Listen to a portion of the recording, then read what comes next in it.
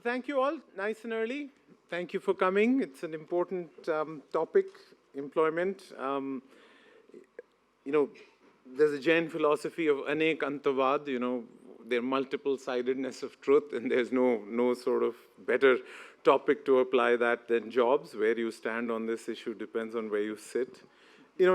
In 1929, there was an idiot Russian economist called Chayinov who convinced Nehru that small farms are viable because you don't have to pay your wife a salary and your kids a salary, and you don't have to pay rent. And he called it the theory of self-exploitation. I don't know how he got away with that, but he wrote a book on it after that. And in 1955, William White, he was the editor of the Fortune magazine, he wrote a book called Organization Man, where he said, all work in the future will be done in organizations, it'll be done in offices, it'll be full-time, and you offer your loyalty in exchange for job security. One of the companies he modeled it on was IBM. IBM recently put out some numbers. 50% of IBM employees have been with them less than 2 years. 40% of IBM employees do not go to an IBM office every day. And 30% of IBM employees are now women. And of course, in 1990, when Lalu Prasad Yadav became the chief minister of Bihar, he told his mother that I've become chief minister. And she said, lekin ye sarkari naukri to nahi hai bhai. It's not a government job. Why are you not getting a government job? I asked you to get a government job. Chief minister is not a government job. So, all three stories in some way really capture the challenges and the opportunities in India's labor market. I personally am the moderator and will bias the panel with my personal views, which is we don't have a jobs problem, we have a wages problem. Unemployment in India has been 4 to 8% since 1947, but obviously poverty has been huge. So employed poverty is a different problem than unemployment, but I'd love to hear everybody's sort of take on that. So if we define the problem as wages, which I do, farm to non-farm wages are a real problem. The only way to help farmers is to have less farmers. Services versus manufacturing is really important, but we should play for both teams. India is too big a country to choose a side. Formal versus informal wages. What is informality? In my view, it's a sense of humor about the rule of law. You have 63 million enterprises, 12 million don't have an office, 12 million work from home, only 12 million are registered for GST, only 1 million pay PF. There are only 25,000 companies in India with a paid-up capital of more than 10 crores. Big versus small firms. There's a 24 times difference in productivity between our biggest and larger firms. Urban and rural firms. There's a massive difference between real wages and nominal wages emerging in India's labor market. We're not able to get kids to migrate to big cities, not because they're asking for higher salaries, they're asking for a reimbursement for khana, rehna, office jana, living, eating, and commuting. Gross versus net wages. In every job fair where I give a letter, people say, haath wali salary or chitti wali salary? The salary in the letter or the salary in my hand, because there's a 37% mandatory payroll confiscation for low-wage employees. So if you have 25,000 salary per month, I have to deduct 37% of your salary. If you have 50,000 salary a month, I only have to deduct 5% of your salary, as per today's laws. And obviously the migration versus staying wage, right? As Lant says, there are no such thing as poor people. There are people in poor places. The electrician who migrates from Balasore in Odisha to Lucknow gets 2 times more salary with me. They get 4 times more salary in Bangalore. They get 8 times more salary in Dubai, and they get 25 times more salary in Switzerland. It's the same damn electrician, so let's be careful with positioning this as a lack of skill development. It's the same electrician with 25 times more salary. So essentially, poor places are which geography you live in, which sector you work in, right? Agriculture is 42% of the labor force, but only 14% of GDP. Software is 0.8% of India's labor force, but 8% of GDP. Which firm you work in and which skills you have. So we've got a great panel today, and we'll kick it off with Subbu giving us his sense of the challenges. Would you like to do it from here or there? Yes, perfect. So 10 minutes, and then we'll... Yeah. Thanks, Manish. I wanted to kick off because I don't have any solutions to whatever is going to be stated over the next hour and a half. So I only have problem statements, and maybe some thoughts, but no precise solution. And I'm being controversial in the beginning. I doubt whether I am going to walk out with many solutions either, because this is something which has been debated for a long time now, and 20 years, and I don't think one has been scanning things and one is not getting it. I mean, this demographic dividend is a long talked of thing. Everybody is aware of that. There's no point talking about it. Mean age, 29 years. The world's mean age is G20 is 39. China is 39. And India is going to have a long time before they actually cross the demographic hump. Even by 2047, our median age will be less than China today, 39, which is all good. But then the other side of this is that, this lot needs to get about 20 million jobs a year. About 11, 12 million every year of fresh entrants, and about 8, 9 million moving out of agriculture into employment out of agriculture. That's about 20 million jobs. Are we creating that? I'm just throwing up the thing. But a bigger thing is, it's nice to travel and talk to what's happening in different sectors, and that's where. I was in Tirupur about a month ago. Tirupur had 6 lakh employees. 3 lakhs are from the neighborhood, 3 lakhs from outside Tamil Nadu. After COVID, they flew in workers by flights from Ranchi and Calcutta, etc. I mean, most of the employees are from Odisha, Chhattisgarh, Jharkhand, Bengal. So and when you tell the guys, is the business bad outside India? They said, no, it's damn good. I said, why don't you just double your production? He said, where will I get people? All of them have worker housing. So we have all these preconceived notions that there is no worker housing, that's why people are not doing this, etc. Then you're realizing they're doing everything. They're feeding them 2 meals a day, better salaries than not minimum wages at least, and they're not getting people. So there is a big challenge out there.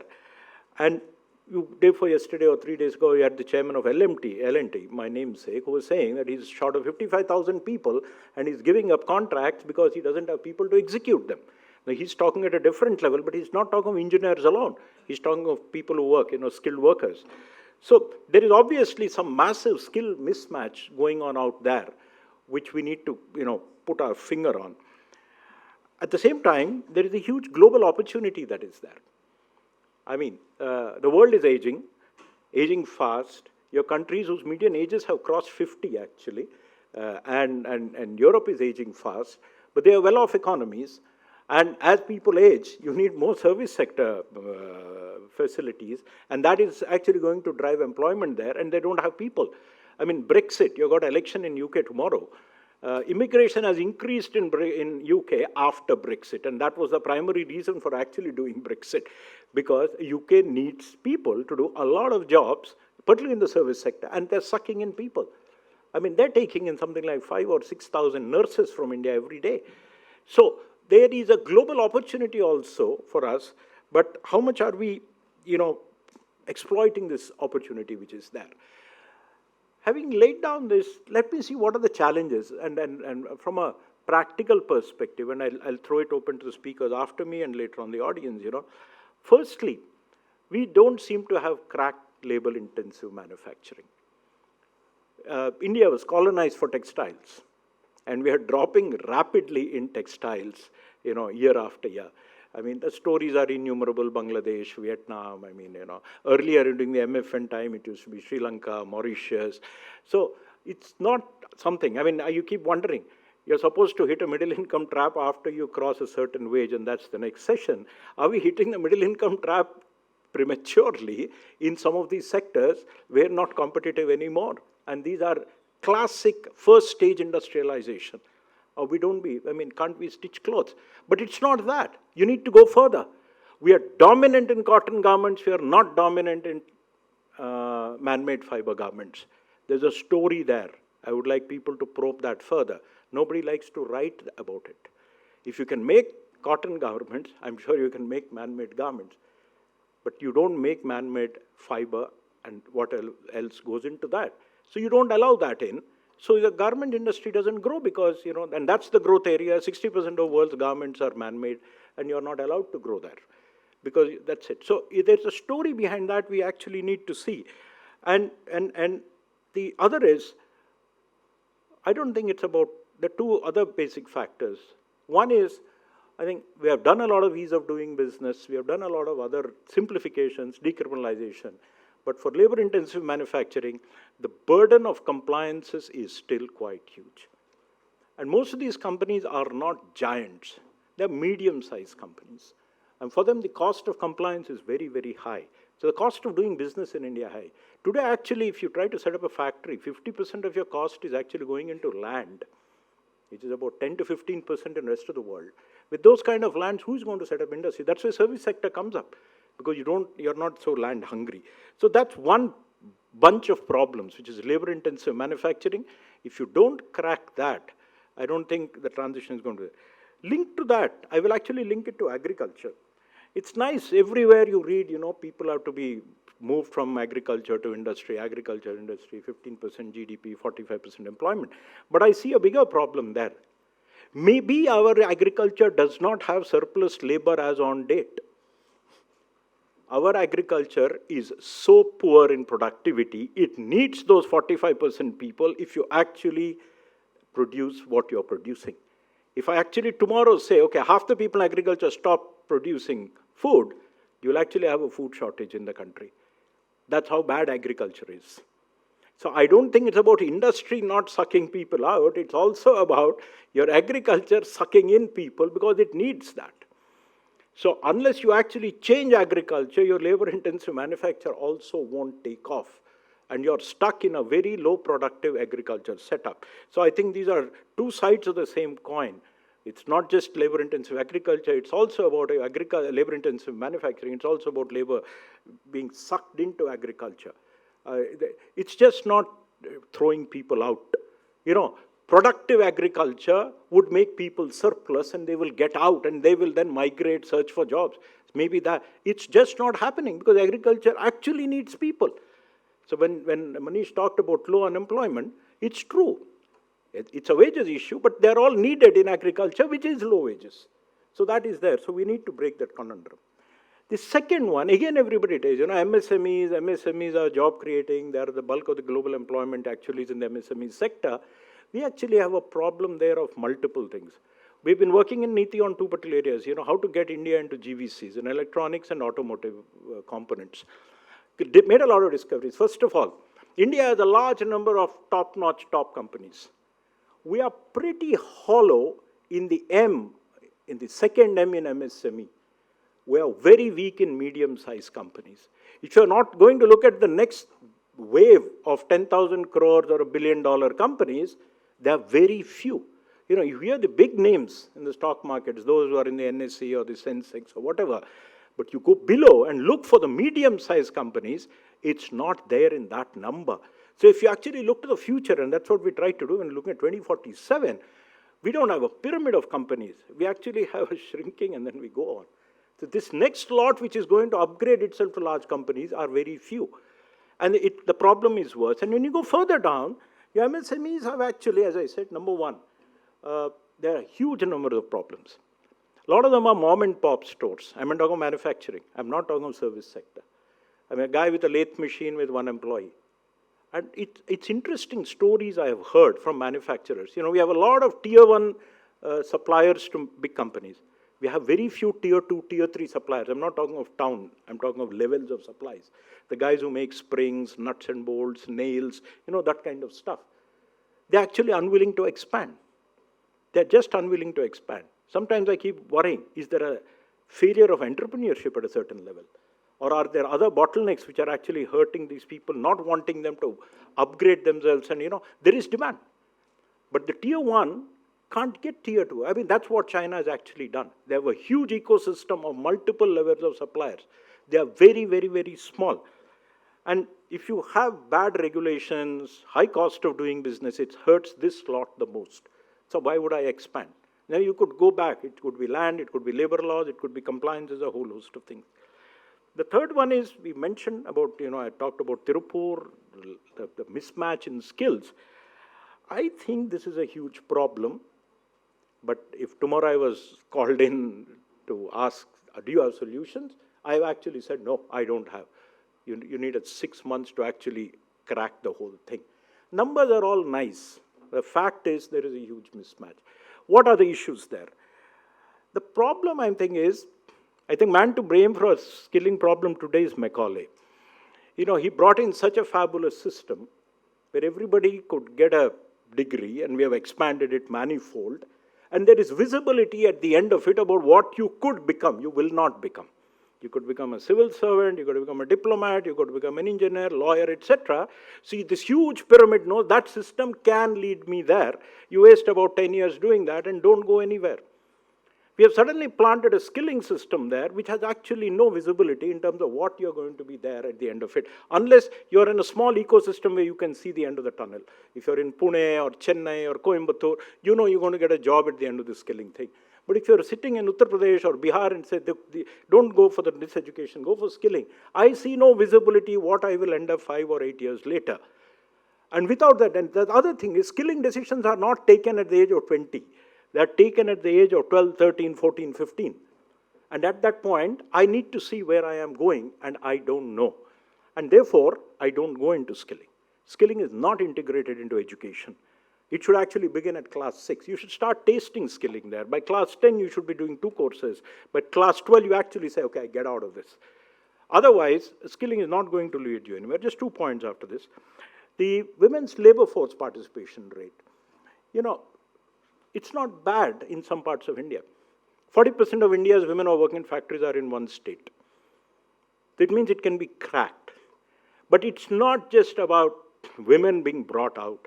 It's not just social factors. There are safety issues, there are cultural issues, and more importantly, there are skill issues. So, Apple has 50% employment of women. So the factory in Chennai is 100% women, the factory in Noida is 100% men, so average is 50. So that tells you, and they can't get women to work in their factories. Would they come and do a night shift in Noida?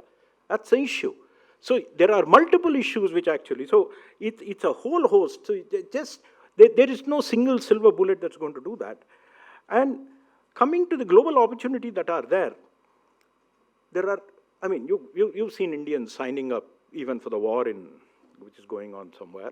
And the problem is, the skills that you train people for in India are not up to the skills requirements in the rest of the world.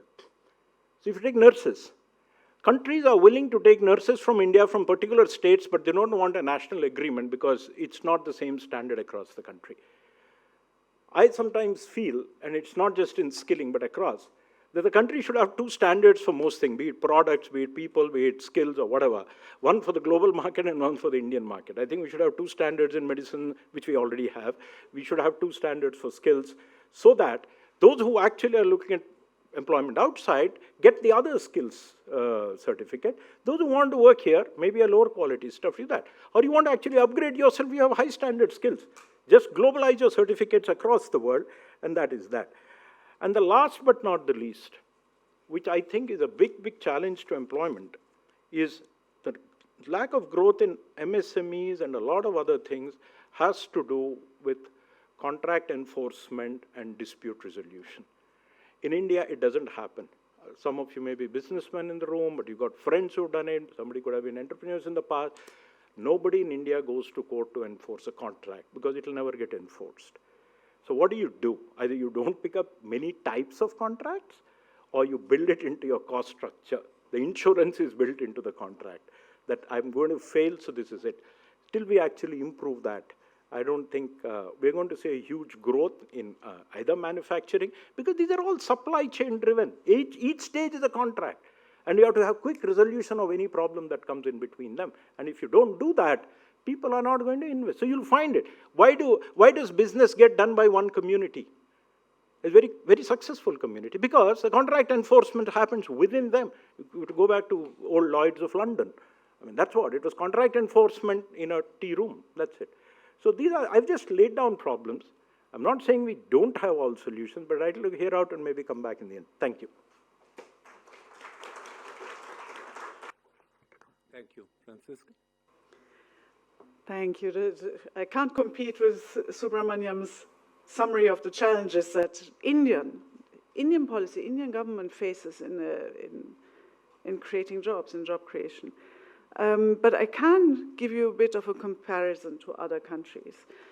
And it really is a formidable challenge, more than elsewhere. Is this? Here we go. Okay. So this is based on a paper we've recently written with Richard Rogerson at Princeton and a colleague of mine in the World Bank, Zoe Shear, on employment, the employment challenge in South Asia. Now, South Asia, you have to bear in mind, these lines show you South Asia because that is my mandate, but 70% of employment in South Asia is India. So essentially the patterns you see and the trends over time reflect largely India. And you can see here the employment ratio for South Asia in the red lines and other emerging markets and developing economies, the blue lines. So this is employment in percent of working age population. You have to bear in mind pretty much the number that Subrahmanyam just mentioned.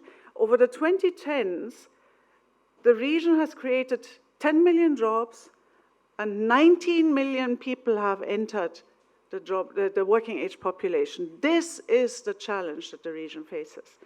You can see here in the chart on the left that over the last 2 decades, the employment ratio has declined, whereas elsewhere it stayed steady in other emerging markets and developing economies. There is this squiggle at the end that could be a change in trend, or it could be a change in the way the labor market survey is done. Thank you.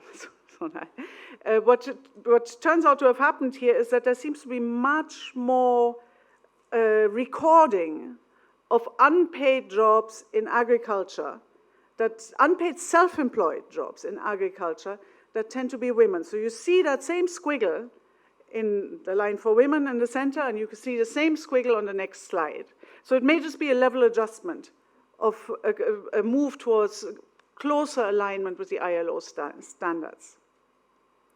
Now, you see in the chart on the left, this employment ratio has been lower in South Asia, across the region, but also in its largest country, for a long time, for decades. And part of that gap, that decades-long gap, is of course the chart in the center, what we discussed in the post-lunch session yesterday, what also Subrahmanyam touched on, the challenge of getting women out to work, and that has many reasons, supply-side and demand-side reasons. Yes, there's a supply-side reason, it's dangerous to go at night, etc.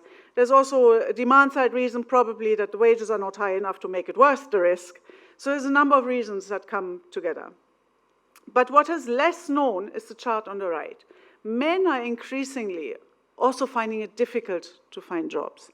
So when we published a similar report on a different aspect of the labor market in 2018, we congratulated the region of having higher than average, above average employment ratios for men. And that was true for the longest time, for almost 2 decades, but now that has come down to the average. So increasingly, it's not just women who are either not finding jobs or don't want to work in jobs. So then we looked at what's the crux of the matter, where is the issue? Turns out it really is the non-agricultural sector. Picking up a bit on what Manish said about urbanization, it is the non-agricultural sector where the jobs are missing. Agriculture, here the employment ratio on the left, is actually doing what it's meant to be doing. No? Agriculture is shedding jobs, and that's just normal. No? And it's actually very similar to what's happening in other emerging markets and developing economies. The difference to others lies in non-agriculture. There's always been a gap, but also the gap is widening in the center chart. So elsewhere, the non-agricultural employment ratio has risen over the last 2 decades by about 12 percentage points. In South Asia, by 5 percentage points. And it's not just a little bit behind, it's actually quite a lot behind. So in the chart on the right, you see the employment ratios in each of the countries in South Asia compared to other emerging markets, developing economies. The red shade is the interquartile range for everyone else other than South Asia. And the red line is the average. You can see that almost all countries in South Asia have non-agricultural employment to working age population ratios that are in the bottom quartile of other emerging markets and developing economies. So this is really a difficult issue to tackle. It's not like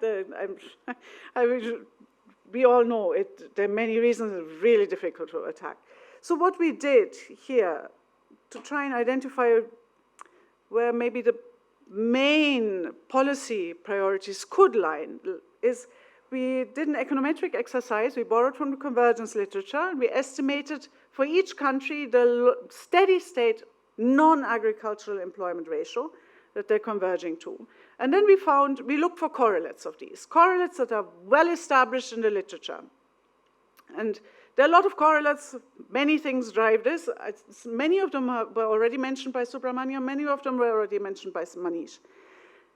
But there are two in particular that stand out, and that's picking up on a theme that Subrahmanyam also mentioned already.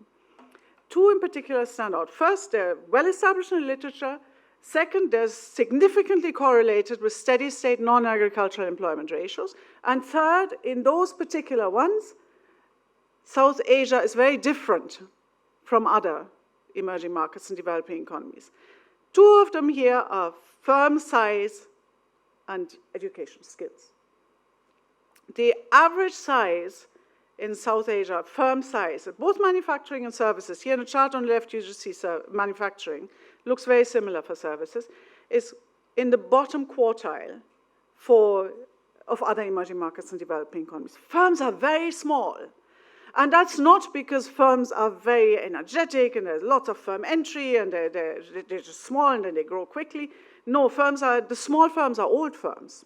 90% of the small firms are old firms. That's more than on average in other countries. And I think that's something that my colleagues from the WDR team will come back to. So that's one element. Firms just seem to be small and stay small. That's exactly what you said already. They don't want to grow for good reasons, probably. And the second element, so this is a demand side issue. Yeah, there's just not the demand for labor because firms don't grow as quickly as elsewhere. And then there's, of course, the supply side issue, that the skilling mismatch that Subrahmanyam already mentioned. So here you see the literacy rate. India is is sort of at the lower range of the interquartile range, but is kind of within what literacy rates elsewhere. But these literacy rates are misleading, as all of you know, and many people have told me. And I wish I could show you a chart that is less misleading. I wish there was a cross-country database on factual illiteracy. What's it called? The actual illiteracy. So when they test adults, how many adults can actually read and understand the test? This exists for OECD countries, but unfortunately it does not exist for many of the emerging markets and developing economies. So you have to look at individual academic studies that have sort of individual years where they test this functional literacy. And it turns out when here 75% of this 75% literacy rate, that's here in the official statistics, the sort of functional illiteracy is much more on the order of a half. Half of India's adults who should be able to read are functionally illiterate. They are functionally unable to read a text. That's much better than it was even just 8 years ago. There's another study from 2014 where it was 2/3. So it's improving very rapidly, but it is much less than what is suggested by these charts here. And with that, I look forward to the rest of the discussion. Thank you. Thank you, Franziska. Lant? So I've tried to pursue as a speaker that I should say something that I know more about than anyone else in the room. In this room, that's quite difficult because I know a lot of people know a lot of things. So I'm going to talk about my puppy. I have a new puppy that none of you know.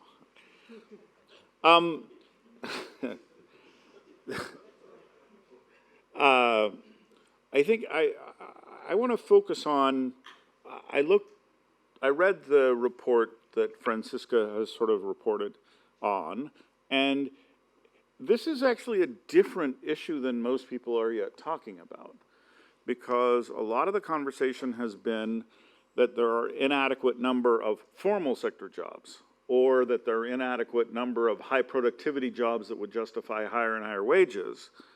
But this is really strange that the employment rate has gone down. They're in no jobs. They're not in informal versus formal. This is just the number of males working has declined, and the number of females working is very low.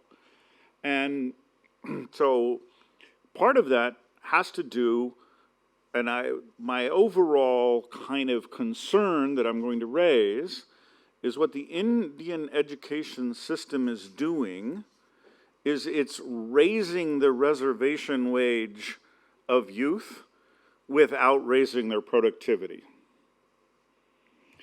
The reservation wage is, what is it that I will do for work? And what kinds of work and wages and conditions am I willing to accept? And part of what education does, and that economists, I think, have been radically ignorant to, is it's a socialization process of forming your identity. As you go to school, you're all being taught who you are and the kinds of things that are appropriate to people like you. And part of the role of higher education is to tell people this is what people with higher education do, and they don't do other things.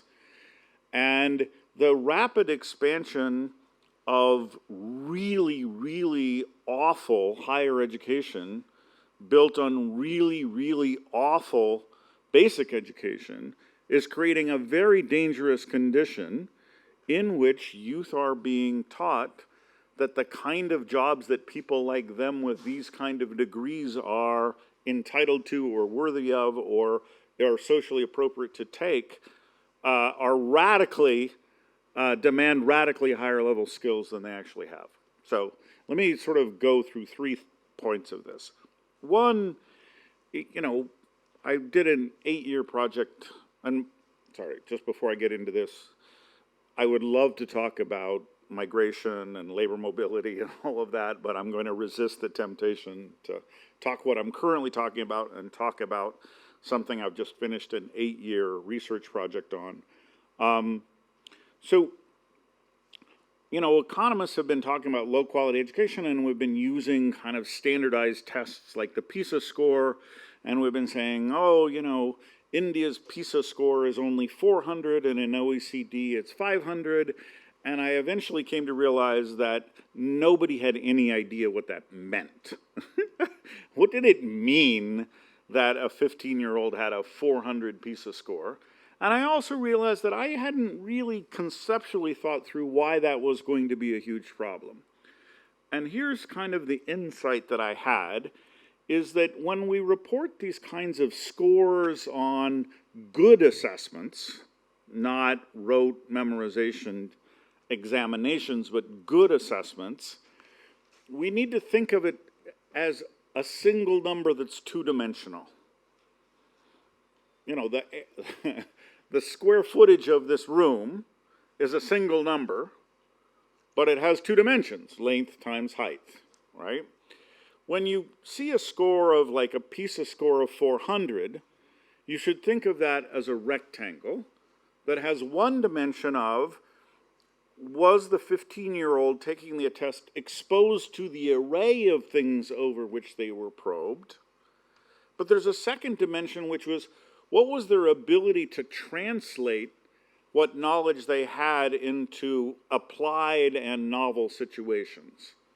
So think of, you know, if I learned 2 + 2 is 4, that's an arithmetic operation, but if I can't do anything with 2 + 2 = 4, if I'm given a concrete problem of how many apples and how many oranges and I can't translate that into this skill, my depth of understanding of what I would do with that knowledge is very limited, okay? So what the Indian education system has done is, and this is Kartik Muralidharan's phrase, I don't know if he invented it, but India has been a selection system, not an education system. And part of the way it's been an education system is it has raced through coverage of curriculum without ever asking whether students had any command of the use of what they were being examined on. And if you could successfully memorize things that you were being exposed to, you could actually make yourself successfully through the education system, but emerge with little or no ability to take even things that you had successfully been probed on in an examination and apply them to a practical context. So, you know, when the Pratham group, who had been testing youth, 6 to 14, a few years ago they switched and assessed youth 14 to 18, and they showed a picture, and this was a, you know, verbally administered thing. They showed a picture of a girl going to bed at 10:30 p.m., waking up at 6:30 a.m., and asked how many hours did this girl sleep. 40% of youth enrolled in tertiary education couldn't answer that question. I'm pausing to let that sink in. And there were and it was like, that's just, you know, I would answer that question by counting off the hours on my fingers. I wouldn't do there's no algorithm there. They just literally didn't understand in some deep level how time worked, how telling time worked. And there were a series of other very similar questions where they were asked the most conceivably basic application of arithmetic operations. And the scandal wasn't that 8th grade educated kids couldn't do them. The scandal was that tertiary educated students couldn't calculate, here's a 300 rupee shirt, it's on sale with 10% off, what's going to be the sale price of the shirt? Like, and then these students are enrolled in institutions of higher education.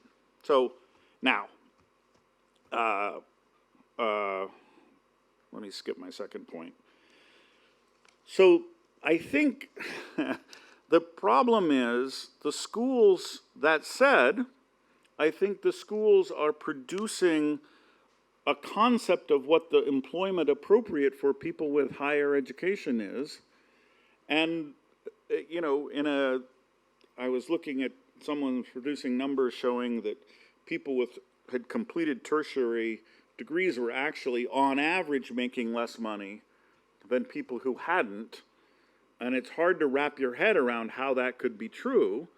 But the way it could be true is if the schooling system is paradoxically doing a better job at changing the youth's notion of what work it is appropriate for them to do, more than it's changing their actually ability to do any useful work of the type they think they're trained for.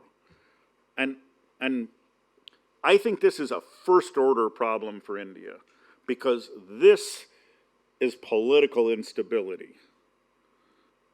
If you have taken a group of youth and told them for their entire life that if they make their way successfully through a series of hoops, they will get and are entitled to a certain way of being treated in a certain type of job, and then you provide that kind of job for 1 in 5 of them or 1 in 3 of them,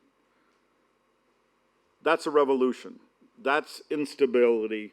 That these people are will feel betrayed by the system. India, fortunately, is relatively early of this and I think can get off of this path, but we've seen it in Latin America. Really successful Latin American countries like Chile have had revolutions of youth. And it's like, you know, to old farts like me, it's like, what are you guys so unhappy about? Look at, like, things are good. But they're not as good as the youth were prepared to believe and suffered and worked and sacrificed to get the preparation through schooling that they were told would entitle them to a different way of being, a different way of being treated.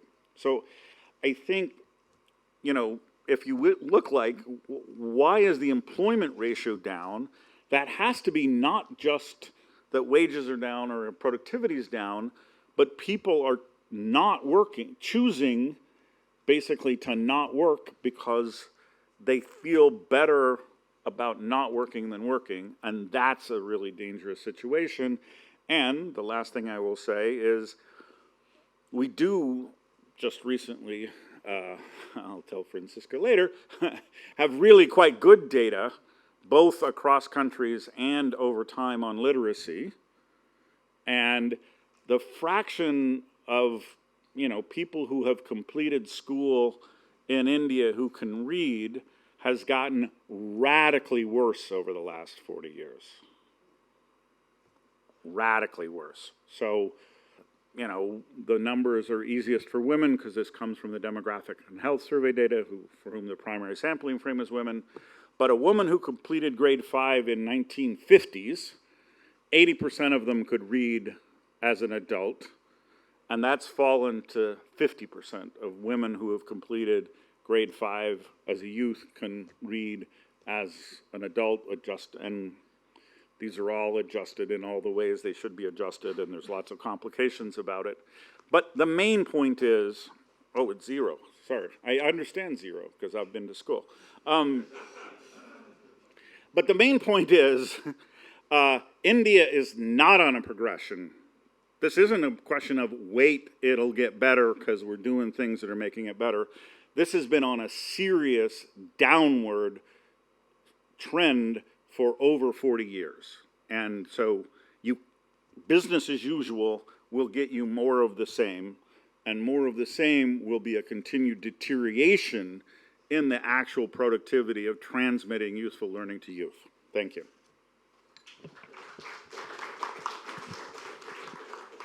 Thanks, Lant. So Dr. Amit Basole, he has 2 PhDs, one in economics and one in neuroscience. Only one of them is useful.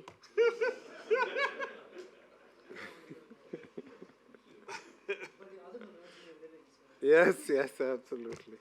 How do you know I was talking about economics? Chor ke daadi mein tinka. So, right, thank you. Actually, I've got too many things here. But thank you very much for inviting me, Dr. Poonam Gupta, NCAER. It's wonderful to be here. I'll get this out of the way just as a prop. I got this. This is the report that we bring out from Azim Premji University. It's called The State of Working India. Keep it here. And a lot of what I'm saying is either comes out of the work that we've done for this over the last few years, or that we are preparing to do for the next issue of the report, which is supposed to be on youth. So I'm going to talk mainly about that today. 2 things I want to say in my time. One is on employment indicators and what we should be looking at and what we shouldn't be getting confused by. That's maybe half of it. And the other half is actually whether it's time to think about a national employment policy. I know Manish is already squirming in his seat for India. Right? Let me maybe make a case for it very briefly. So first on indicators. So, you know, we've got high frequency employment data now in India from the CMIE. It's used quite a lot. And somehow that has got us into thinking that the unemployment rate is a meaningful fast frequency indicator of something, and I don't think it is. Right? Most of unemployment in India is unemployment among educated youth. Right? So if you look at how unemployment varies by age, then you'll find the story very clear. All of these headline numbers, 42% are employed, which we have contributed to, so I apologize for that. But we also had many other numbers which the media didn't pick up, which is that the rate falls very sharply. And by the time you're in the late 20s, it's around 11 or 12%, and it's in single digits when you're in your 30s for college-educated people. So it's getting very close to both those who don't have college education. So unemployment is basically about the school to work transition. And we need to understand the nature of that transition and the frictions there if we want to understand unemployment. One obvious, of course, life stage event that happens in this period is marriage. So if you look at proportion not married and proportion unemployed, they sort of follow the same slope with a shift. Right? So if you do a very simple linear probability model, you can see with every additional year of life what is happening to both unemployment and marriage, and it's exactly what you would expect. Unemployment falls, the probability of getting married rises, and so forth. So, and I'm bringing up marriage for a particular reason that I've come back to. So unemployment is a school to work transition issue. Now you might say, is there a cyclical component to the movement of the rate? Because there could be a structural and cyclical component. There probably is, but that also might be going in the wrong direction. Unemployment in India is very likely to be pro-cyclical, because when incomes rise, the ability to buy unemployment rises, more people are unemployed for longer. And when incomes fall, you can't afford to be unemployed, unemployment falls, which is what happened during COVID and the subsequent years. Unemployment has been falling in the last few years in India. That's not because labor demand is rising. That's because people are doing something else, which is basically self-employment. So I'll come back to what indicators we should be looking at, but just keep that in your mind. The second indicator that has confused us is the aggregate employment elasticity. The relationship between output growth and employment growth is very weak in India, has been for many years. India is not alone, but we have a peculiarly low elasticity. And there again, there is a problem that in the high growth period in India, women withdrew from the workforce, partly because of the income effect. And in the low growth period, in the last 5 years or 6 years, they entered because of the reverse of the income effect. So you've got high growth, aggregate employment falling, low growth, aggregate employment rising. And that messes up the elasticity figures, obviously. You've got a very high employment elasticity in the last 5 years. In India, it's 1, because the GDP growth is very low and the employment growth is very high. So, but that doesn't mean anything for the health of the economy. So what should we be looking at if not the unemployment rate and not the aggregate employment elasticity? We should be looking at more measures that tell us the health of the structural transition that is happening, the structural transformation that is going on in its pace. And the easiest thing to look at there is the proportion of regular salaried workers. It's an easy indicator. PLFS now gives it to us on a quarterly basis with a short lag. So we've never had it so good actually with employment statistics. People like to complain about data a lot. Employment actually we're doing very well. PLFS has been coming out regularly. The lag is decreasing between the end of the survey. It's not going to be available next week, so the media people don't use it that much. But for academics, it's very good. For policymakers, it's extremely good. It's when it doesn't go down districts, which is a problem, but that's need not detain us here. So if you look at the percentage of people in regular salaried work, which is just a long table. I'm sorry, I just plopped it out of a paper, but I just want to see if you can read the numbers. Just want you to look at the last few rows where I'm showing you the proportion of the workforce in regular salaried or regular wage work, and you will see that it has been falling. Now, I don't think that there is any significant measurement issues here. I know measurement issues were mentioned earlier, and I'm happy to come back to in questions. I don't think either the rise in the female labor force participation rate or the reversal of structural change that you see in the PLFS in the sense of rise in the proportion of people in agriculture and the rise in proportion of people in self-employment. I think these are all real things going on currently because of the pandemic and the pre-pandemic slowdown. But I can come back to it in questions. The point I want to make from this slide is that the proportion of people in regular salaried work has steadily declined. It's the opposite of what you want to see. Okay, so this is the indicator we should be looking at. It should be steadily rising. That's one. The second indicator to look at, which again PLFS makes it very easy for us, is the point that was brought up in the first presentation, the levels of earnings or productivity in the subsistence sector. Not just agriculture, but subsistence more broadly, including self-employment in the non-agricultural sector. If real earnings in subsistence are stagnant or falling, you have a problem. They have to be rising, because if they're falling or stagnant, as has happened in the recent years, it's not on this slide, then what it tells you is that there's crowding into the subsistence sector and labor demand is very weak. That is what we have seen in the last few years. So we need to look at either something like a trend of the real earnings from self-employment. Again, PLFS quarterly numbers give us that. Or the wage bill.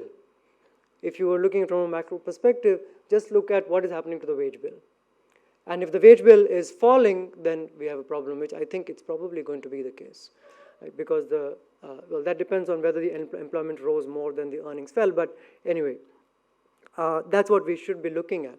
So things like proportion of regular salaried workers and what's happening in the subsistence sector productivity are far better indicators, I think, of the health of the economy than either the unemployment rate or the aggregate elasticity numbers. So that was one thing. Now, I won't say much about the school to work transition itself. Many points have been made. I just want to say that we actually don't have a very good understanding of what young people are doing in that period. They are studying for competitive exams, yes. They're probably going in and out of a lot of jobs, trying to find out what's happening. Should we be worried about it also is an open question, I think. I know there are people who think that, well, why, if it's a transient phenomenon, why worry so much about it? We are talking about several years of lost productivity, though, if we are not matching people early enough. So I don't know whether we should be worried about it or not, but this is the nature of the problem. Why are employers complaining about not finding workers if this is the case? Right? And that we've talked about often. Is it that, again, they don't want to raise wages because they don't think there are workers who are going to get better workers with those better wages, so they don't want to do that? I don't know what is going on. We need to talk to employers and we need to figure these things out. So what is the matching problem? What are the frictions and so forth? I do want to mention one thing which is an interesting new area of research, many of you will be aware, and that is monopsony in the labor market. And there's a lot of evidence for that. And I don't know if one of the reasons why wages are not rising is that it's not anything to do with not finding good workers or not wanting to pay for bad workers, but just that employers have the power to keep the wages low, and they are finding workers at those wages. Now, I know I'm almost out of time, so I promised to talk about why we might want a national employment policy, and I think that is, I'll spend the rest of the time doing that. There's a lot of different dimensions to this challenge. Many have already come out, and I think that only makes sense in an integrated policy sense, framework sense. So by which I mean that you need a framework for coordination for levels of government, and local government is extremely important in this piece, which is often a neglected part in India. You need coordination across ministries and functions, and you need to think beyond the usual kind of dichotomies that we have grown used to thinking, manufacturing or services. That point already came up. There's really no either or here. It's a very large economy we are talking about, and there is a part of the solution in every sector. Every sector is doing something different for us, and I don't think there's any point in debating whether we should be doing this or that. There are a few other kind of dichotomy traps, I think, that such a policy can help us move beyond. It can basically lay out a frame, and that is public-private being the classic one. I don't think you solve the problem of private employment without solving public employment in two ways. One, reducing its desirability in some way, but the other is increasing its size. I don't think that we have enough people to do all the things that need to be done to increase competitiveness of the private sector. So I'm not talking about public employment in the sense of services, in the sense of we think of welfare services. I'm saying we don't have enough public employment to provide the infrastructure at the local level such that local firms are not supply constrained. I genuinely think that there may be demand constraints operating out there, but I think there's a huge supply constraint problem, which is a local infrastructure problem, which is a public employment issue. You need those those people to provide those public goods.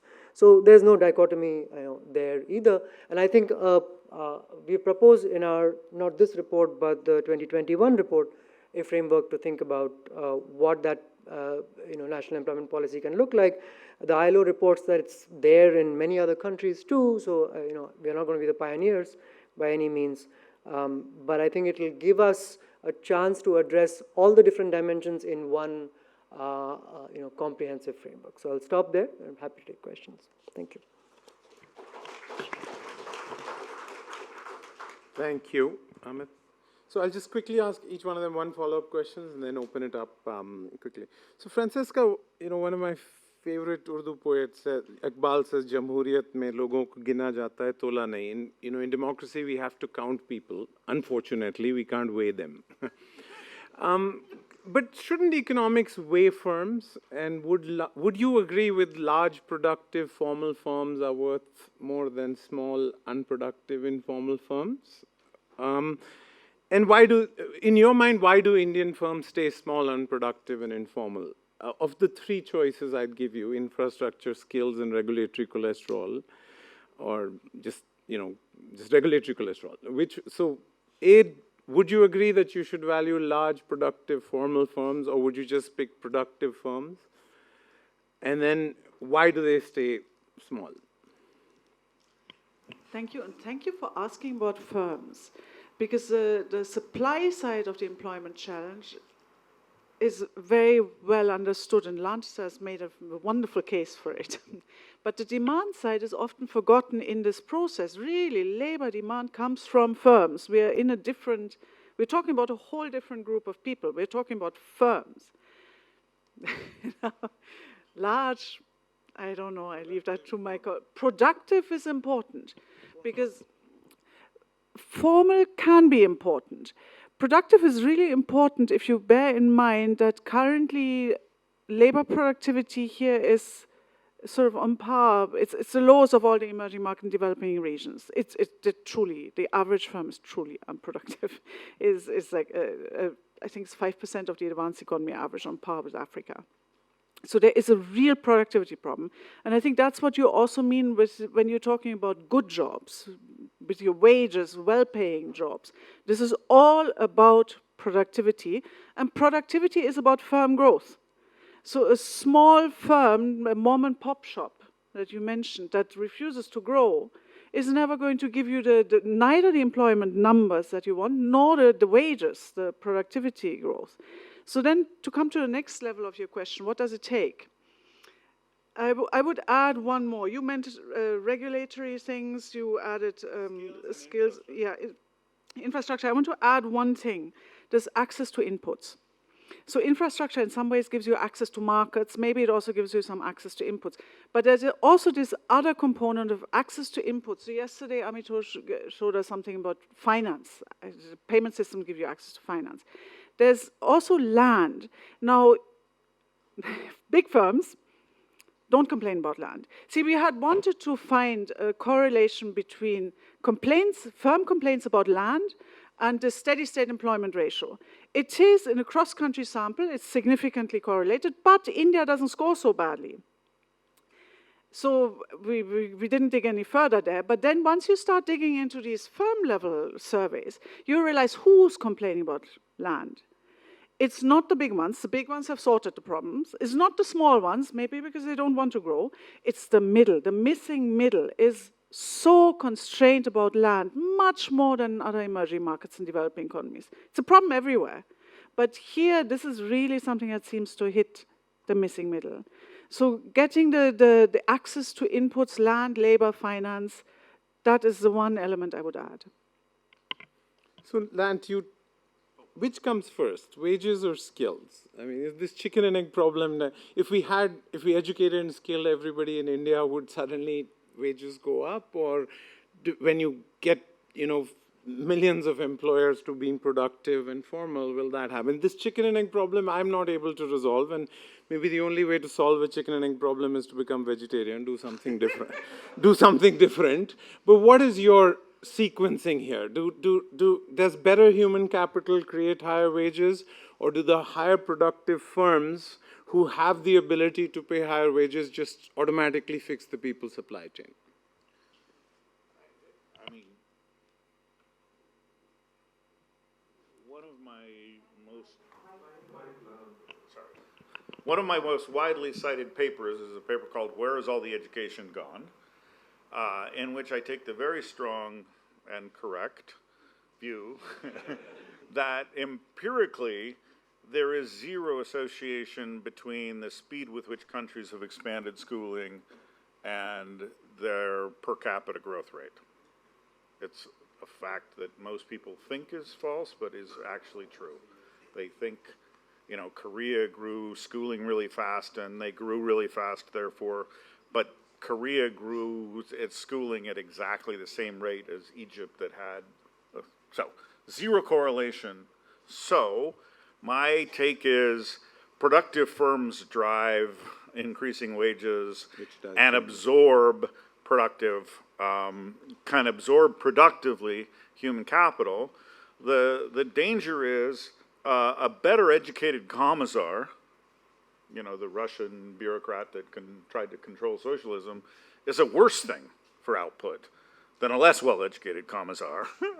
And so, you know, Douglas North has this early kind of metaphor of pirates. You know, being a pirate was like a super sophisticated, high-skilled thing. You had to know trade routes, you had to know cannons and how they fired, you had to motivate men. You know, lots of entrepreneurs were pirates. And if your system is such that piracy is the reward for skilled, able, entrepreneurial people, you can, you know, you can be in a race. You know, the more of those you create, the worse off you are. So I'm all about it. And let me just say one more thing, because I think the word structural transformation was a version of it was invented by a friend of mine, and now he's lost control of it, and I think that's a bad thing.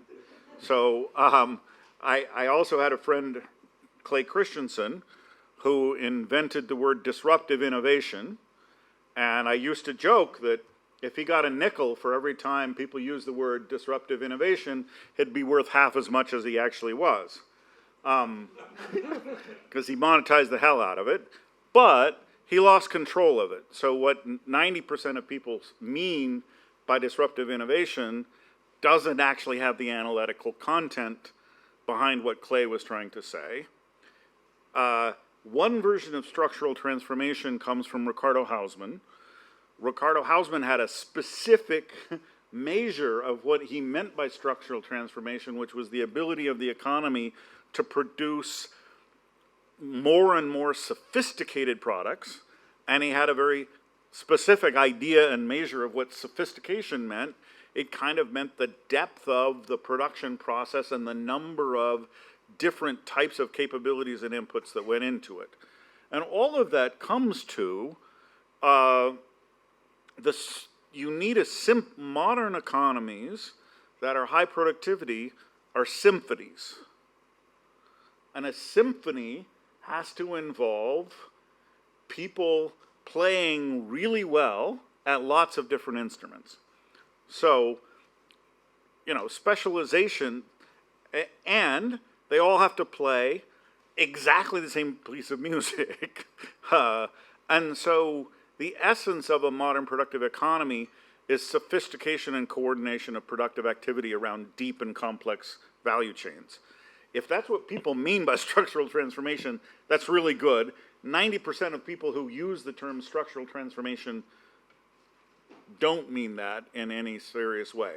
So I think what India needs, and then I think this, sorry, I'm taking a long time, but this subsumes kind of big, small, right? Because the movie industry can have editors and directors and actors who are each individual firms, but they have very sophisticated ways of combining those inputs into producing a movie that isn't a firm, right? So I'm not sure big, small is as important as smoothness with which people with incredibly sophisticated components of sophisticated value chains can coordinate their activities.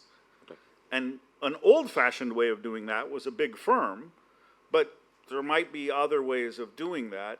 And I think if we get, the closer we get to fundamentals, I think the better off we are in thinking about it. So I think big firm is a shorthand for an organization of the type with the four things you led, which was the way in which originally in the modern economies in the early 20th century, we achieved these super high levels of coordination across sophisticated different value chains.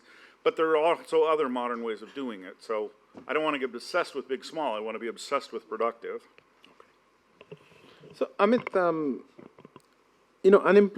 minimum wage is a mathematical concept, living wage is sort of a philosophical concept, and we have to stick with unemployment as math, right? Unemployment. And India's unemployment was kept between 4 and 8% because of two shock absorbers, agriculture and informal self-employment. Has something changed? Have they become less viable, or have we just changed our aspirations? This generation is not willing to accept the self-exploitation of agriculture and informal self-employment, or the math has changed in those two, and therefore this worry? Is it a change in aspirations in exactly the same situation, or has the situation changed? I think a bit of both. No? So you can actually decompose. Two things have happened, right, in the last few decades. One, the level of unemployment for every level of education might have risen in the last 10 years. That's a separate phenomenon. The other is that the composition of the workforce has changed so that it's more educated. So even if unemployment didn't rise... It's more schooled. Schooled. More years of education. Between how many years of school you went to and whether or not you learned anything useful. And I think economists using schooling and education as synonyms has been a very dangerous thing. Sure. Yeah. So, the average years of schooling have risen. So, therefore, that compositional shift will, of course, give you higher unemployment rate at the aggregate. That's part of the story. The other might be that at every level, it might have increased too. That's actually less clear. Right? Now, the more substantive part of this is what you said, which is that as household incomes grew and as education or schooling levels rose, there's no reason for people to do those jobs. I mean, this is, and why should we want them to? So what we have failed to do is create the kind of employment which is it's got the features, not just the wage, but the quality of the job. And I don't think necessarily it is about lifetime tenure or security or anything like that either. It's really about the dignity, respectability, and the social prestige of the job. And we haven't managed to create those kinds of jobs. And the only other option is the public employment option, which... To answer two questions. One is, why do you think firms stay small? Is it regulatory cholesterol, infrastructure, skills, or a fourth one? And the second one, which is this, distortion in labor markets, which, the reservation price didn't keep up with productivity, right, as was said. So, Lallu's mother telling him that you becoming chief minister is not a government job, right? So, government pays too little at the top, and too much at the bottom, right? Government jobs. So, is this high government wages welfarism? Is it a way to nudge up the wages in an economy? Or is it just political economy efficiency? Because at the bottom, when people, I go crazy when people say, they were, PhDs are applying for a peon. Well, peon gets 5 times more than they would get in a government job than they would in the private sector job. So at the bottom, the government pays too much, and at the top, it pays too little. So this government job distortion, is it welfarism? Is there an efficiency by which it nudges up wages in the economy? It becomes like LIBOR, it's rigged, but everybody prices off it. Or is it just political economy efficiency? So first, small firms, and the other is government wages. So let me begin the other way around. On the reservation wage issue, well, I agree with the concept that it may lead to social problems in terms of expectations not matching what you get at the end of what you perceive to be education or schooling. I don't think that actually affects firms. Firms have worked their way around reservation wages. You take any survey of industry, none of the things which are normally read at the top of pink papers' wish lists figure in their wish lists. Nobody talks about labor laws. Nobody talks about minimum wages being an issue. None of them. So I don't think that is an issue. Coming back to the other issue, in fact, government employment in India has not grown. If you see, don't look at the number of jobs. You see, there's always some attrition and there's always a replacement rate that is happening. But actually, has there been an expansion in government employment over the last 2 decades or no? It's marginal, and I think a couple of lakh jobs here and there. I mean, it does give a sense of expectation. But in terms of actually changing the dynamic in terms of expectations outside government, I think that could be a significant impact. But I think people end of the day have to live, and that's one of the reasons why unemployment rate in India is low. People with 2 hands and feet to survive will work. So I don't think that is there. So I don't think government is actually a major contributor either to employment or to unemployment within its own sector, and unemployment outside by changing the wage dynamics. I think firms have worked around it. Coming back to the other issue, which is on small firms, I think it's actually a mix of factors. One, I think it's huge amount of regulation. And regulation I would expand to include land, because land is also a regulated entity in India. I mean, you can't go and put up a factory in that lawn outside. So most small industries in India are probably breaking laws left, right, and center. You just cross the river, which is your neighbor here, and you have India's largest garment market or garment manufacturing setup in some part of Shadra. There are 10,000 manufacturing units there. Not one of them is licensed, but it is the biggest garment manufacturing setup in northern India. So the MSMEs are actually loaded with a whole host of things. And as far as the land markets are concerned, they are so thoroughly distorted. You can go in the heart of cities and you will find large pools of land. Why do you have cantonments in the middle of cities? I mean, you can actually throw them out. I mean, they were out on the outskirts of cities. Other countries, Canada, Australia, United States, periodically move cantonments and defense establishments outside the city center to free up land. I mean, our regulations, etc. We are a high-density country.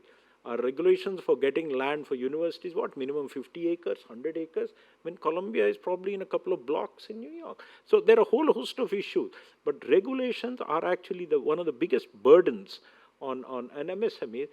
The other question that keeps arising is the whole ecosystem in which they are operating, apart from what government does, is probably not conducive for their own growth. I mean, you may attribute it to lack of enterprise, but human desire is always to grow. So I think there are two factors at play. Their credit is costly. Their supply chains are very difficult. The logistics are very, very complex and expensive. Their dispute resolution systems are so heavy. I mean, you've seen the latest law which has come in that, you have to pay them in 45 days. Otherwise, you'll not get a tax offset of that. It could actually lead to companies not buying from these MSMEs, and that's actually a huge hue and cry. So, these are not things to be solved through. The problem is something else, and which is actually contract enforcement. The second side of it is, if you look at, and that also is this mad rush for formal employment, is it's probably not worthwhile for a lot of these micro enterprises if you actually put in their own wage as a cost. They're probably not making good return. I mean, if you're an engineer, you want to actually set up a small entrepreneur. If you put in your wages, it's probably not. So they probably prefer employment. They're doing self-employment or their own little unit because there's another option to do. So I think that's an issue we need to crack. But one small point I want to add on this thing about rural economy and agriculture, which you just asked. I think rural India is not understood. People live there happily, farming. I don't think that's half the people in rural India are not in crop farming. They're in horticulture, they are in non-farm activities, they're in animal husbandry, they're in fisheries. That part, it's completely ignored. And the entire focus is on agriculture and agriculture employment related to crops, which basically is rice, wheat, and maize. I mean, today 50% of the output, even in farming, is not from crops. In fact, it's very interesting. Indian agriculture is most dynamic in states which are not rice, wheat driven. Karnataka is a damn good example of a state which has done extremely well because it's not stuck on rice and wheat. So they're making agriculture, they're making the roses that come to Delhi come from Bangalore for any function. So and you'll see that the states which are stuck on certain things, and that's because of government policy, are the ones which are actually falling behind very, very rapidly. So, questions, if you have? Yes, Robert. I was struck by the absence of reference to on-the-job training. We've had a lot of discussion about education and the mismatches but we heard none about on-the-job training. So suppose that we take small and large firms. Well, a small firm has very little margin for a number of the reasons that have been laid out. How long can a small firm afford to have a worker who currently isn't very productive, but ultimately could become productive? I would submit this could plausibly be an explanation for why you don't see medium-sized firms. Those small firms have trouble growing. Take a large firm. A large firm has a lot more capacity to mobilize resources to provide that kind of a training. And so it seems to me that we ought to be talking about this. We ought to be thinking about a kind of apprenticeships. And Lant's already shaking his head. That's good. That's a good sign. But maybe it has to do with the phenomenon that for some reason or other, it's very problematic for small firms. By the way, another reason is that the probability of being able to take workers and put them in numerous jobs in a large firm is higher than in a small firm. The danger for a small firm in training people is that they'll lose them and they'll go out into the rest of the labor market. So I think there's a whole line of thinking here that we should be developing.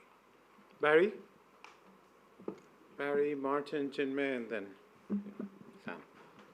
Sam. I betray my background as a macroeconomist. I'm having trouble reconciling evidence of declining employment, evidence of declining effective rates of educational attainment with reported 7.5% growth. Can someone help me? Martin? I have a question and a comment. The question, and I may have not understood this fully, I'm trying to understand what the Indian labour market is really like now. And the question that I have, is there any useful distinction to be made, and if so, what is it, between unemployment and self-employment? As defined here, i.e., are the self-employed employed, and in what way?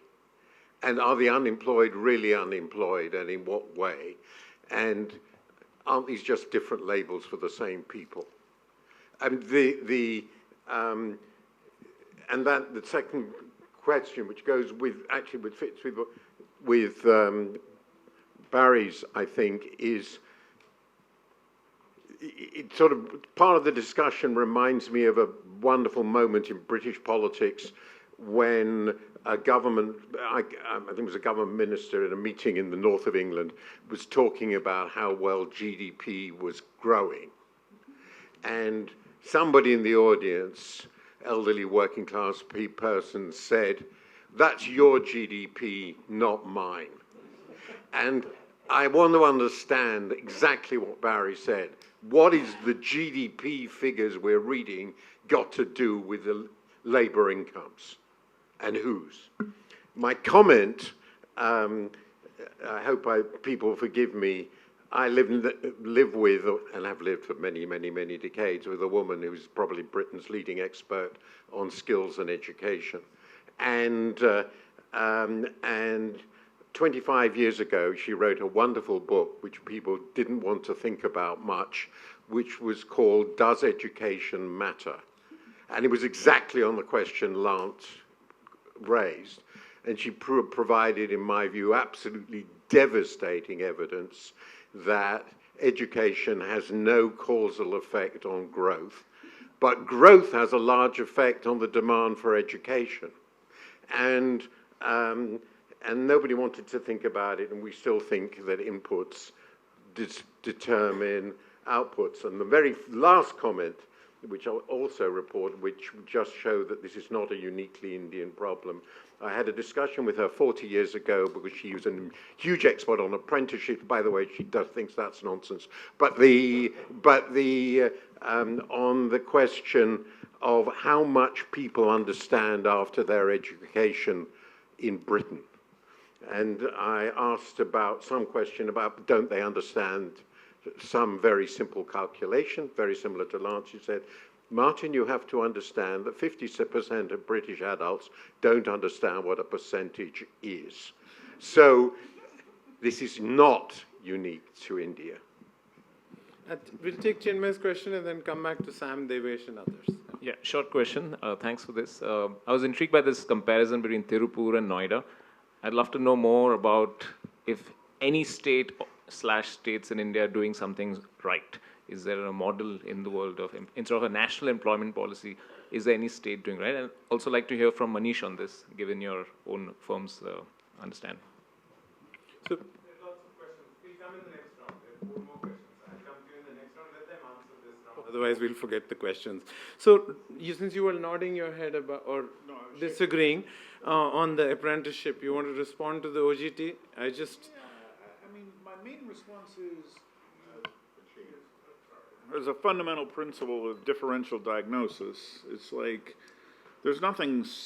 Where's Robert? Where did he go? Yeah, there. Anyway, I mean, why would we think on-the-job training and/or apprenticeship and/or anything is the explanation for India and India's differences than other countries on this phenomena? It's like on-the-job training is a perfectly ordinary industry. I don't think. So I just don't think it passes the smell test of a differential diagnostic for India, that on-the-job training is somehow inhibited in India in a way that it isn't in other countries. Or, I mean, it's just a market that exists. So I mean, unless you have some evidence that there's something unique about India and on-the-job training, I don't know why you would propose that as an explanation of an Indian phenomena.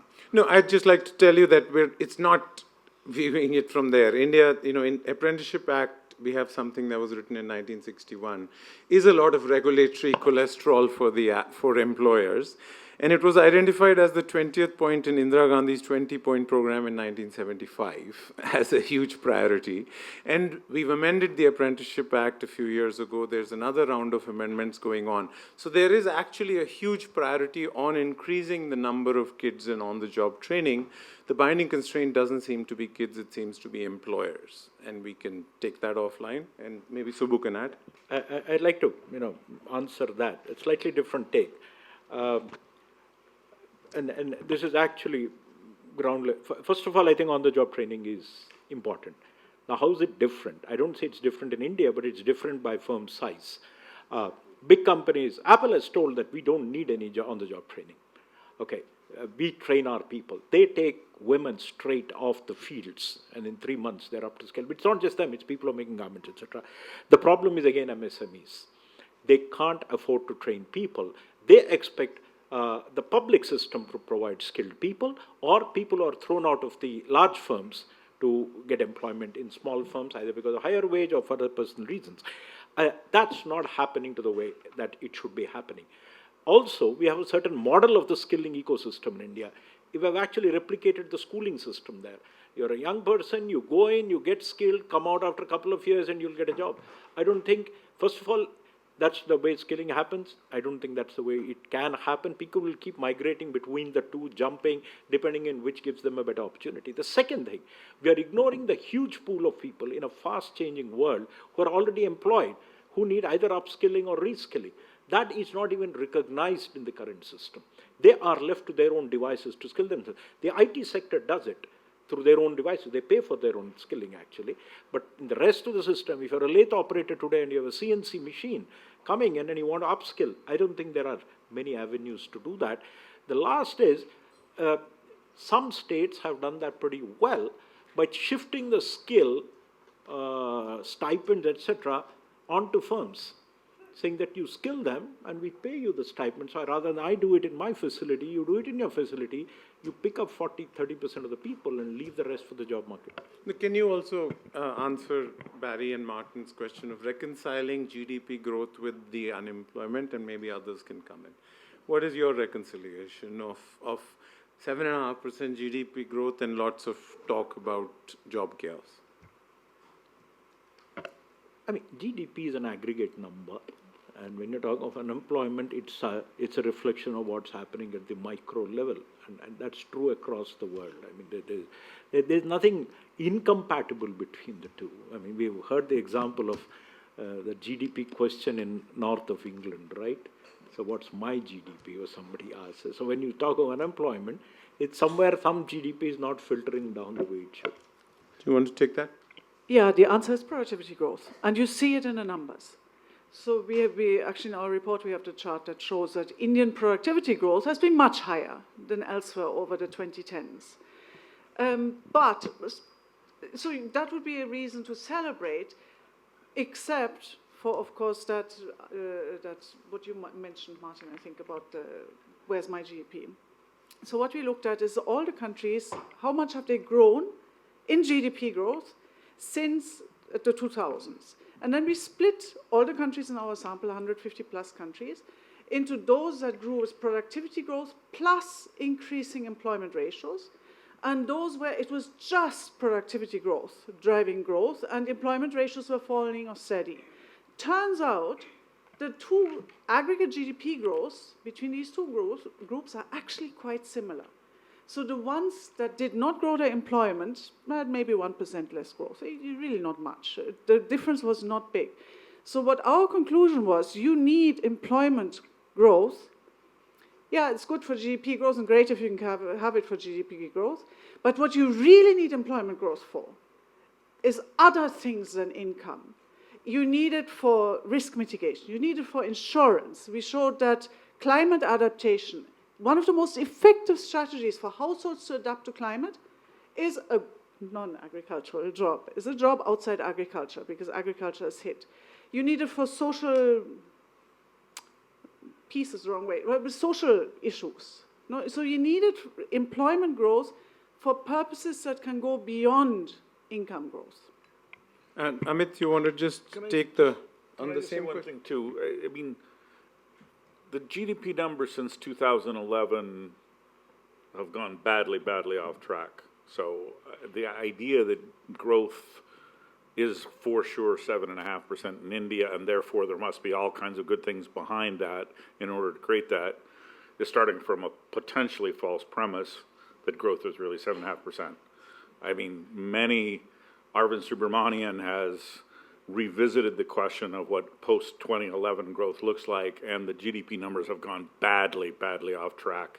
I don't think anybody, I mean, my super sophisticated friends about national accounts just say, we don't know what GDP growth since 2011 has been, full stop. And India has learned that foreigners want to hear that GDP growth is fast, so yeah, it's fast. It's 7.5, it's 9.5, whatever. But okay. That reasoning in reverse like that, you just can't. I don't take that as possible. Yeah, I'm not sure. The only real information in an economy are prices, not models, but we can chat about that. So can you reconcile or answer Martin's question that unemployment and self-employment, there's no difference, and why should we distinguish? Yeah, I'll come to but on the job too, I did want to say that I agree that it's not an Indian thing, but to the extent that we have a small scale economy, and to the extent that smaller firms find it harder to support, that it does become important. And I'd also, of course, like to remind people that all the discussion on college educated people is a minority of the workforce, college school people. Most of the workforce is on the job trained. That's how people acquire skills in the Indian economy. They don't have any accreditation for it. We've got this recognition of prior learning and other programs that we've tried to mainstream those kinds of skills, but they haven't actually been that successful. So it's on-the-job training is the thing. The question is, why isn't it working for college-educated people? What's going wrong there? And there, the employer side, the question of can we subsidize apprenticeships, all of these things come in. On the unemployment side, yeah, so I mean, unemployment and self-employment are the two places when labor demand falls is when that pool rises. Now, where you go, do you become unemployed or do you fall into self-employment? That is usually depends on your household income and so on. If you can afford to be unemployed, you'll be unemployed. Most people can't afford to be unemployed, so they're self-employed. That's how simply I speak, and that's why I pointed to self-employment earnings as a very key indicator. The fact that self-employment earnings in real terms fell since 2018 obviously tells us what is going on with labor demand. Do you want to take the Tirupur question? You mentioned it. No, there are a couple of states which seem to have cracked the thing, and it's visible, and that's why you can see that the growth rates between states are actually they're diverging, and the industrialization bit and getting not just women but everybody into the ecosystem. I think some states have done it well. I think the southern and western states have done it pretty well compared to the northern and eastern states. So, I give a very nice example. I mean, that's the problem of the old. Hindustan Aeronautics is pretty normally associated with Bangalore, but it's actually there in Koraput, it's there in Bangalore, it's there in Kanpur, and it's there in Nashik. How many of the others do you recall? And how many others have actually made a difference to the place where they're actually located? The jet engines are actually made in Koraput, Sunabeda, there is a factory there. So, that doesn't happen. And I think what you need, and that includes even, we also heard this comment about complex and sophisticated manufacturing and from the dais and economy. Actually, that's something I would reserve for the next session, which is on, middle income. Because I think sophistication is more related to, getting out of the middle income trap. The basic thing is getting the basic jobs going in large employment. Whether it's created by Indians or people from abroad in India, I don't think it makes a difference as long as those jobs get created. And on the self-employment thing, I think there's one small difference. It's a very nuanced thing. Most people in India are self-employment historically because, most people outside agriculture in rural India are self-employed. And they're not necessarily, they're craftsmen, they're traders. Every guy who weaves a sari or a cloth is actually self-employed. And he's not desperate also. So you have to actually, at some point, we'll have to nuance our surveys to see, are you self-employed by choice or self-employed by compulsion? Can we take 5 more minutes? We're over time because they have many questions. So Sam, Devesh, Sonal, and Mr. Singh after that. So Sam, and then Rohini. Can I say something? Yeah. I just wanted to respond to the Tirupur question because I have spent last 6-7 years in the textile sector. The garment export from India in last 12 years has stagnated at $16 billion. And if you reduce the import, which has increased from $1 billion to $7 billion, so then the net export has gone down. Why? I have probed this question. Mr. Subrahmanyam also said that why are we not in polyester and all, and why are we cotton dependent? So there are clear answers basically. India today is not one India. There are two India. And there's two demographies basically. Our average total fertility rate is 2, but it's most of our developed part of India, where the industry and where we are sitting, is 1.6 and 1.7. So here the worker age population entry numbers are reducing. So most of the industry here depending upon the migrant workers. Migrant workers are having their own cost because they are providing housing. I went to Tirupur, and Tirupur it's a very high cost wage level because other expenses. And how can they compete with Bangladesh? So when I asked the Tirupur people that why are you not taking your machines to the area where the total fertility rate is around 2.5, up to 3 also, where in the next 25 years, 90% of the additional workforce is coming from those 5 states, Bihar, UP, Odisha, Bengal, and all. So why are you not moving there? So they have their own problem, but one thing is that they don't have any aspiration because they are already quite wealthy enough. They don't want to slog. So what is your explanation, sir? Quickly, we have 5 people behind you. We created a cluster in Bihar, in North Bihar. In less than 3 years. It's not very successful. They are working, 10,000 people are working. Okay.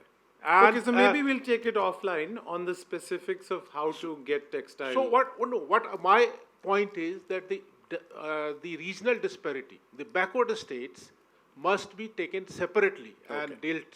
So the number which is true for Noida, Gurgaon, Bangalore, or Surat may not be relevant to Bihar, Orissa, and all. That's the point I taking wanted to jobs make. to people or people to jobs is a whole separate panel, and let's talk about it at scale rather than in anecdotes. But Sam. Yeah, thank you. I'll keep this very quick. Speaking of Indian exceptionalism, the entire rich world and middle income world has gotten rich and middle income by people moving to cities. Cities are where Lant's coordination happens. Cities are where firms can grow. Cities are where many different people doing many different things can work together and be productive, whether inside firms or across markets. So the question is, it was very reassuring to hear Mr. Subrahmanyam talking about land, but like, why aren't we talking more about cities? Why aren't we talking more about the limits on urban growth, both intensively and extensively, and the ability of people to move across space? Because the movement across sectors is also usually the movement of people across space. Devesh? Oh, he's gone out. Okay, Sonal?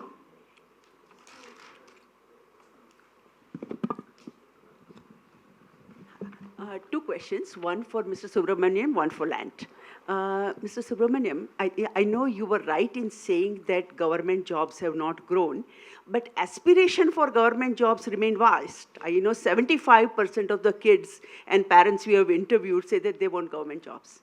Okay, so can there be some way of dampening aspirations for government jobs by perhaps making government jobs less attractive, at least as drivers or clerks or whatever? And could this be something that can be given to the next pay commission? Second, for Lant. Lant, we have been talking forever on poor quality of education in India, and yet Delhi public schools and IITs are giving perfectly fine education. So the question is, can we start identifying what is the segment of education where concrete changes can be made and should be made?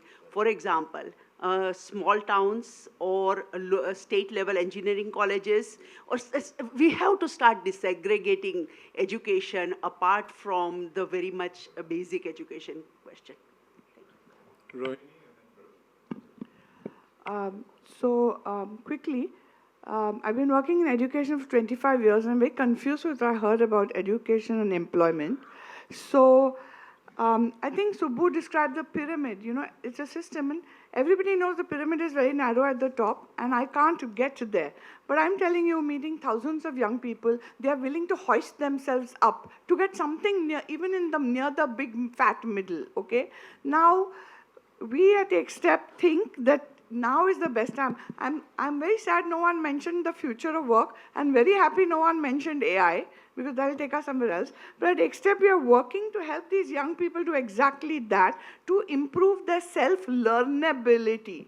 And learnability versus education, I think, is very important when the future of work just ain't what it used to be.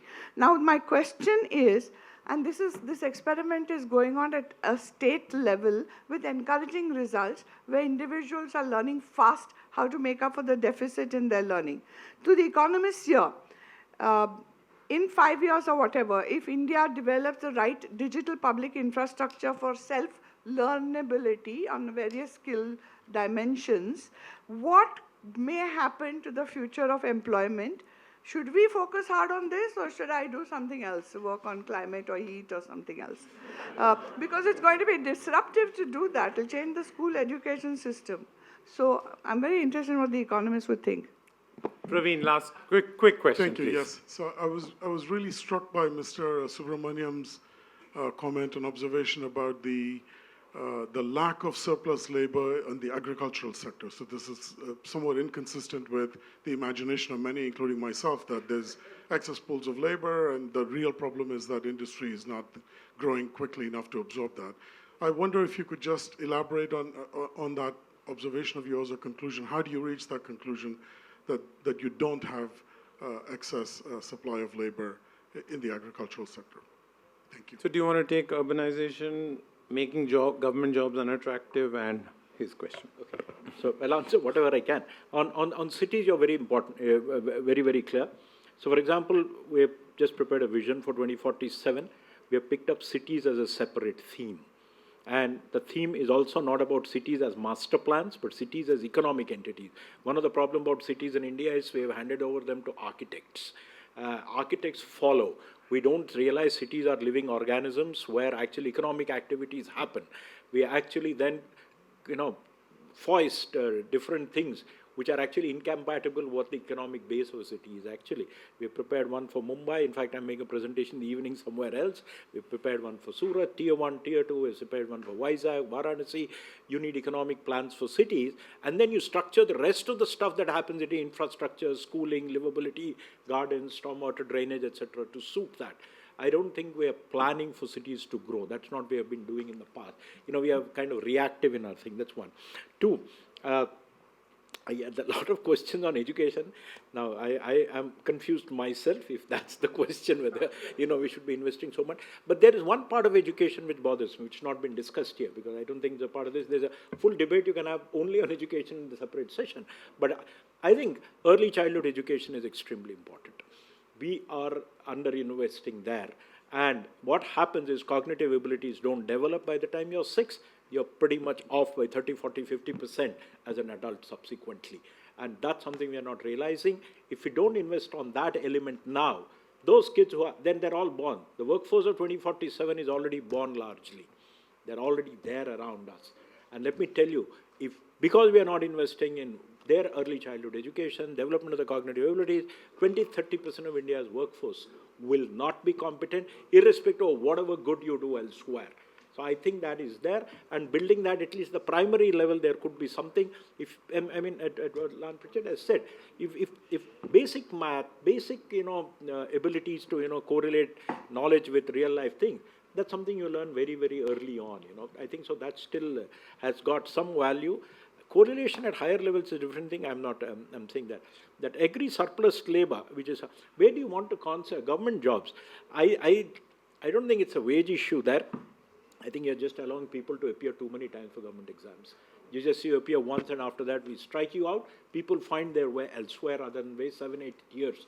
Doing that's a far easier solution rather than go through pay commissions.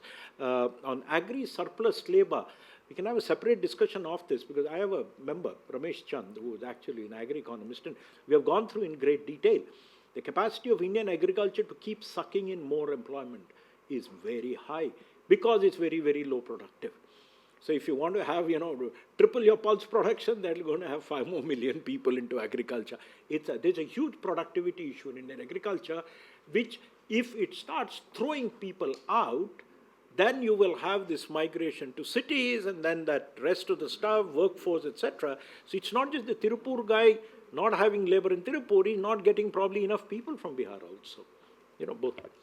So Lant is really wasting her time in education, should go to climate, and is Sonal's question.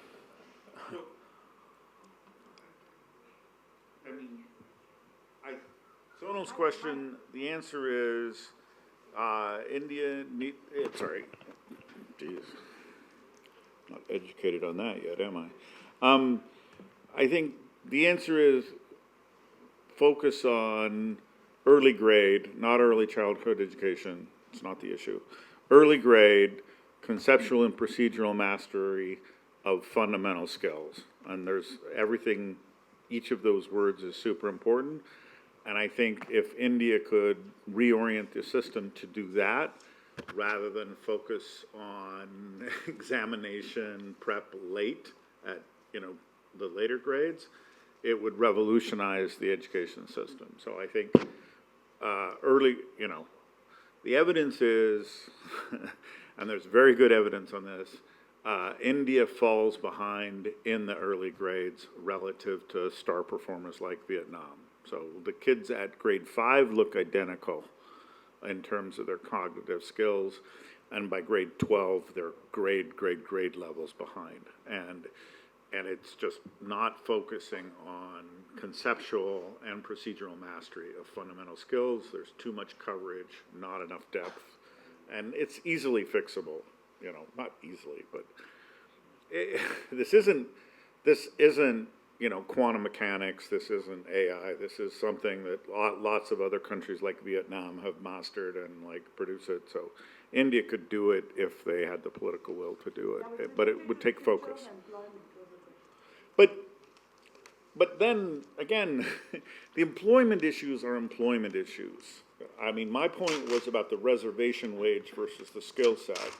And I think I'm sorry, but training a generation of youth that it's their responsibility to become entrepreneurs is just mean.